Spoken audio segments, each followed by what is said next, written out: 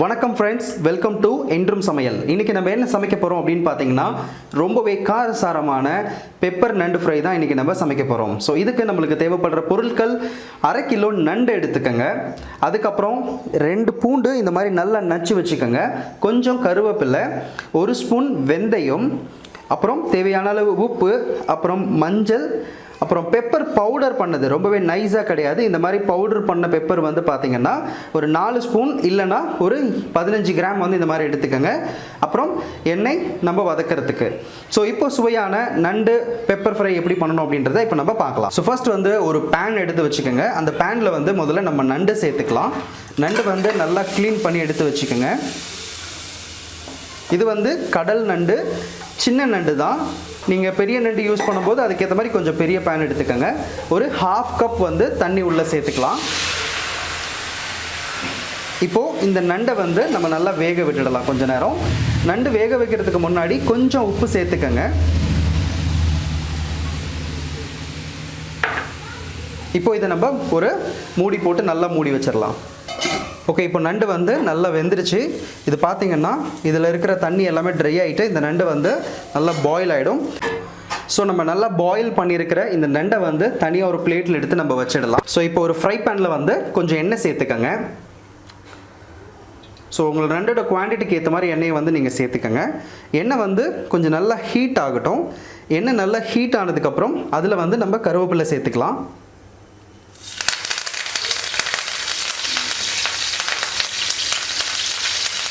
அதுக்கப்புறம் நம்ம நச்சு வச்சிருக்கிற இந்த பூண்டை சேர்த்துக்கலாம்.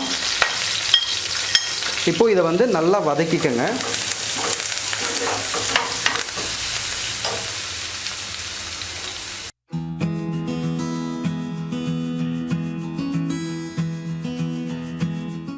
இப்போ இந்த பூண்டு வந்து நல்லா ஃப்ரை ஆனதுக்கப்புறம் அதில் கொஞ்சம் மஞ்சத்தூள் சேர்த்துக்கங்க. அதுக்கப்புறம் நம்ம பொடி பொடியாக எடுத்து வச்சிருக்கிற இந்த மிளகு எல்லாத்தையுமே சேர்த்துக்கலாம். மிளகு வந்து நல்ல ஒரு ஃப்ளேவரை கொடுக்கும் உங்களோட நண்டுக்கு. இப்போ இது எல்லாத்தையுமே நல்லா நம்ம மிக்ஸ் பண்ணி விடலாம். இப்போது நம்ம நச்சு வச்சுருக்கிற இந்த வெந்தயத்தை நம்ம இது கூட சேர்த்துக்கலாம். இப்போது இது எல்லாமே நல்லா வெந்துருச்சு. இதில் வந்து நம்ம பாயில் பண்ணி வச்சுருக்கிற இந்த நண்டை வந்து இதில் சேர்த்துக்கலாம்.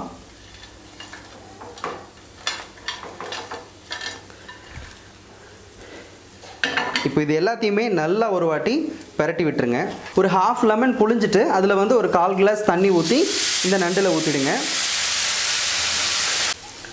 இப்போ இந்த நண்டை நல்லா நம்ம ஒரு வாட்டி கிளறி விட்டுட்டு ஒரு 1/2 கிளாஸ் வந்து தண்ணி ஊற்றிக்கலாம். இப்போ ஒரு வாட்டி இதை நல்லா வந்து பெரட்டி விட்டுட்டு நம்ம வந்து ஒரு மூடி போட்டு இதை வந்து நல்லா மூடி வச்சு வேக விட்டுடலாம். ஸோ இப்போ நம்ம நண்டு வந்து நல்லா வந்து ஃப்ரை ஆகிடுச்சு.